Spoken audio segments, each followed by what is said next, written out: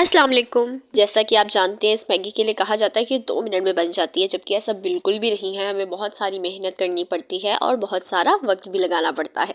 तो आज मैं आपको 2 मिनट्स वाली झटपट मैगी बनाना बताऊंगी। तो इस तरीके से आपने इसको बहुत ही अच्छे से तोड़ के हल्के से ऑयल में फ्राई कर लेना है।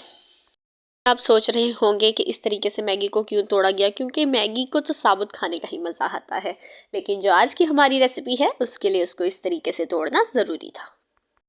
बहुत ही लो फ्लेम पे इसको बहुत ही अच्छे से गोल्डन ब्राउन कलर आने तक फ्राई करेंगे। बहुत ही इजी और झटपट रेसिपी है, आप इसको ज़रूर ट्राई कीजिएगा। ये छोटे बड़े सभी को बहुत ज़्यादा पसंद आती है और बहुत ही ज़्यादा शौक से खाई जाने वाली रेसिपी है। स्नैक्स के तौर पे तो ये रेसिपी एकदम परफेक्ट है। आप देख सकते हैं कि इस पे अभी से गोल्डन ब्राउन कलर आना शुरू हो चुका है। बस इसका कलर चेंज होने तक इसको कुक करेंगे और फिर चूल्हे को बंद कर देंगे।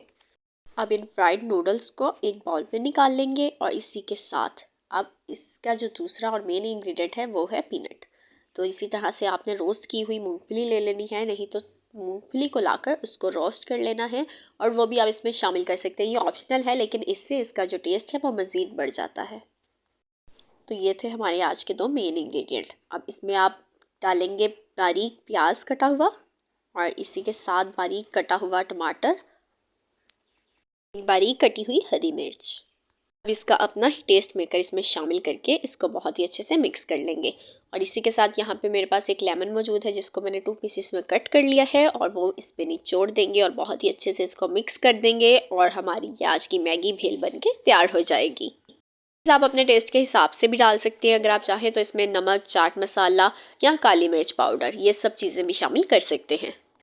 आज की हमारी रेसिपी कम चीज़ों से और कम वक्त पे बनने वाली थी, तो इसीलिए हमने इसमें ज़्यादा कुछ शामिल नहीं किया। नहीं तो आप चाहें तो इसमें और भी बहुत कुछ शामिल करके इसके फ्लेवर्स को मज़ीद बढ़ा सकते हैं। फिर कैसी लगी आज की आपको मेरी ये रेसिपी? हो गई ना हमारी ये मैगी झटपट बनकर तैयार। तो उम्मीद है आपको आज की रेसिपी अच्छी लगी होगी। अच्छी लगी तो लाइक बटन को कर दीजिएगा प्रेस, ताकि मैं आपके लिए और भी ऐसी झटपट सी रेसिपीज़ लाती रहूं।